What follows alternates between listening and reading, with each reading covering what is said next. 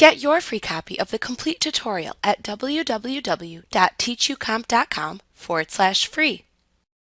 The Auto Selection tool, introduced in Photoshop Elements 2018, lets Photoshop Elements attempt to automatically select an object in an image by having you draw a selection shape around it.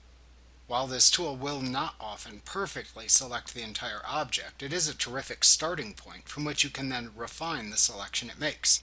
It is also very easy to use.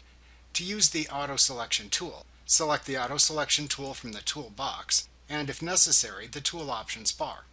It shares a button within the Select button group with the Quick Selection tool, Selection Brush tool, Magic Wand tool, and the Refine Selection Brush tool. Next, select the layer in the Layers panel that contains the object to select. Then in the Tool Options bar, choose the type of selection to create. An improvement introduced in Photoshop Elements 2020 is the new Select Subject button.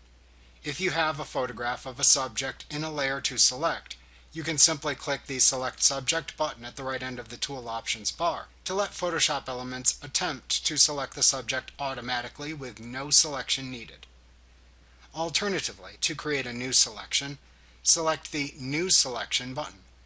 To add to an existing selection or subtract from an existing selection, instead choose either the Add to Selection or Subtract from Selection buttons.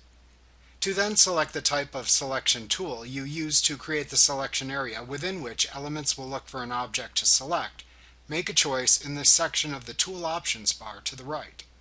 You can select either the Rectangle, Ellipse, Lasso, or Polygon Lasso choice. You use these selection shape tools just as you would use the corresponding selection tool within the toolbox. If the Sample All Layers checkbox is checked, then the Auto Selection tool will try to select an object in all layers you click and drag over. If unchecked, it will restrict itself to the currently selected layer. To constrain the selection to the inside of the region you click and drag over, check the Constrain Selection checkbox. If unchecked, the selection can extend beyond the area over which you click and drag. After setting the tool's options, then click and drag over the area in the image that contains the object you want Elements to automatically select. Note that you will need to create the selection area using the selection methods of the shape type you selected. For example, if you chose the Polygon Lasso shape, then you would click at the different points around the area back to the starting point in order to make the shape selection.